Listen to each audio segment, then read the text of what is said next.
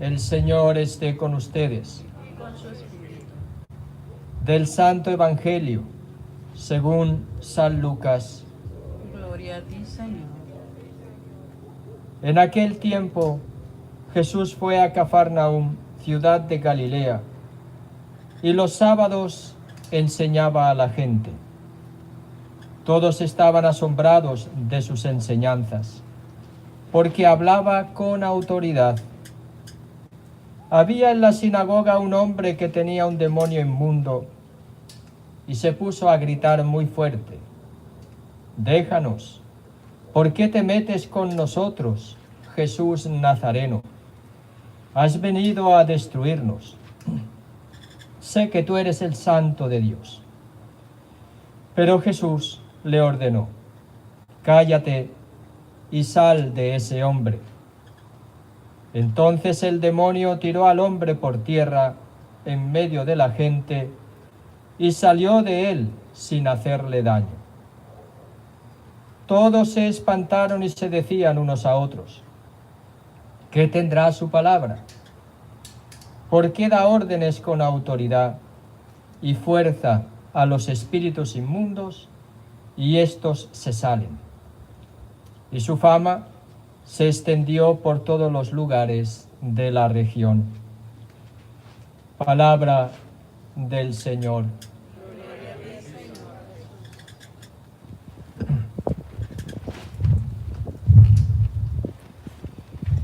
San Pablo a los Corintios nos habla de la experiencia cristiana, que no es en primer lugar ni sobre todo una experiencia intelectual, no es una experiencia de conocimiento racional en primer lugar, lo que no quiere decir que no haya razones para creer, no hay que disociar la fe y la razón. El Papa Benedicto XVI en eso fue muy elocuente e insistente. No hay que separar fe y razón. Pero a la hora de hablar de la experiencia de fe, no tenemos que remitirnos en primer lugar a la razón, sino al Espíritu Santo, nos está diciendo San Pablo. Porque es el Espíritu Santo el que nos da la posibilidad desde lo profundo de nosotros mismos de conocernos y de conocer también a Dios.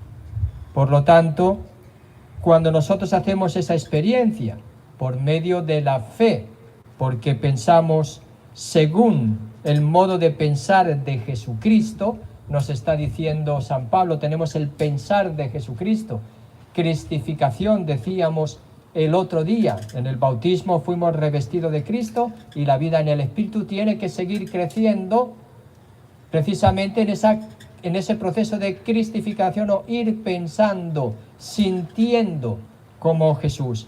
Y esa vida en el Espíritu, dice San Pablo, hace que nosotros podamos valorar, podamos hablar de lo que sucede y los demás no pueden juzgarnos a nosotros. A lo largo de la historia, por eso ha habido muchas explicaciones de personas que han valorado la vida de fe y la vida cristiana sin tener esta experiencia del Espíritu Santo. Entonces no entienden, no saben de qué se trata.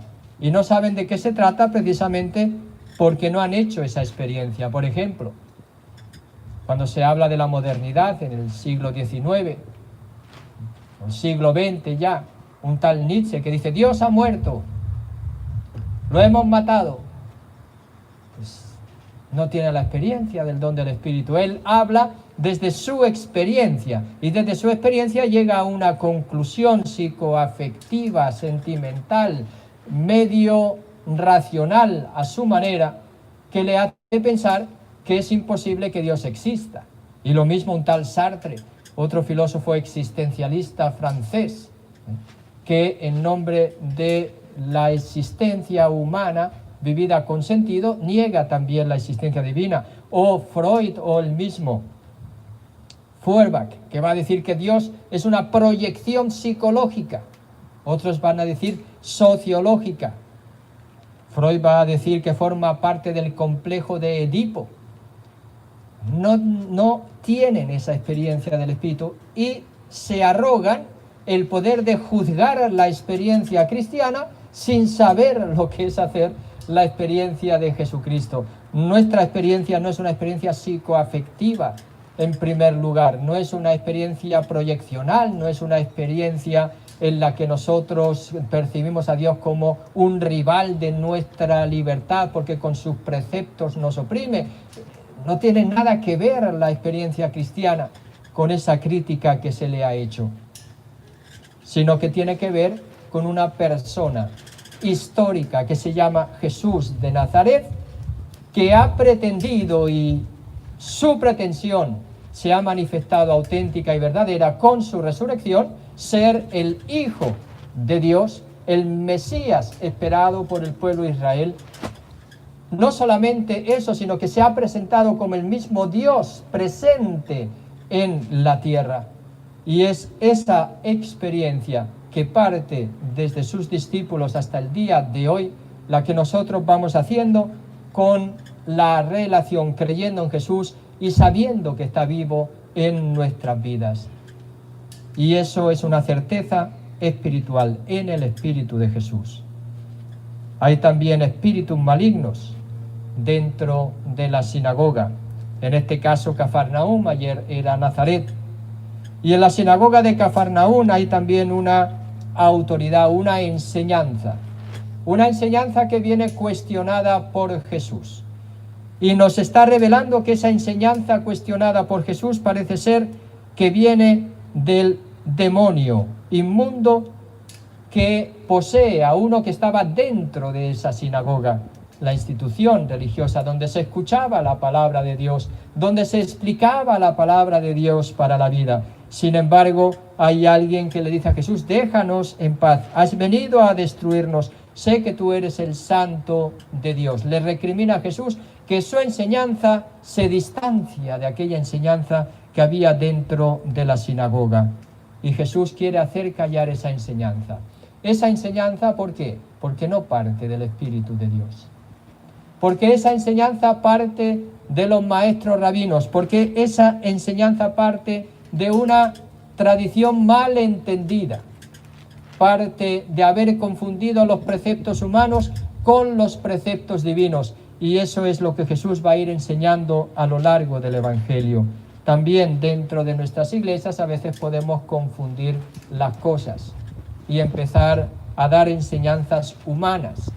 Y esas enseñanzas humanas que van en contradicción con las enseñanzas de Jesús, cuya garantía de autenticidad no está en esa persona que está predicando en ese momento, sino en la comunión interna de la Iglesia con los obispos y con el Papa.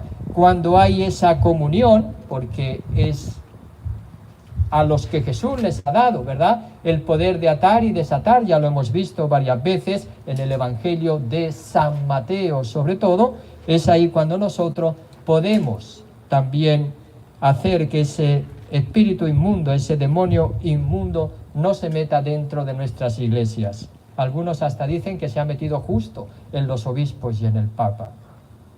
Y es el mayor criterio de que el espíritu inmundo y ese demonio está en ellos, porque dividen a la iglesia. Hay un centro de unidad.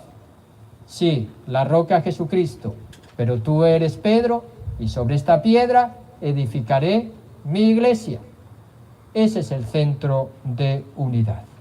Y por eso también nosotros no tenemos que dejar entrar ese demonio inmundo en nuestra iglesia oyendo voces que no tenemos que escuchar. Hay una voz, y esa es la voz que yo escucho, la de Jesús, pero a través también del magisterio de la Iglesia, sobre todo del de hoy, que es el del Papa Francisco.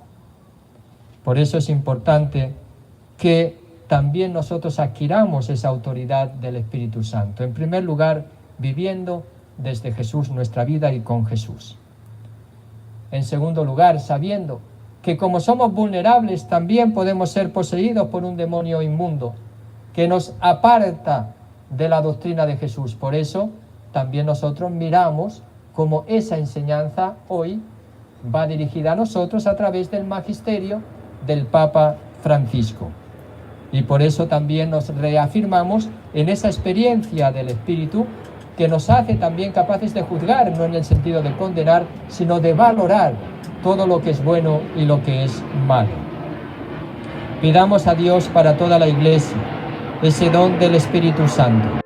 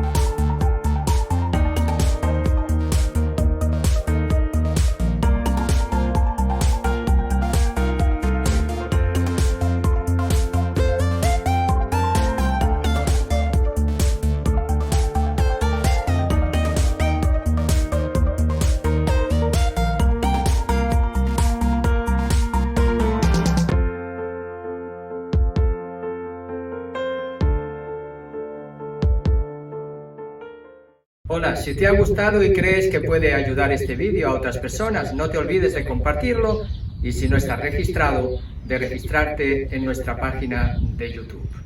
Hasta pronto.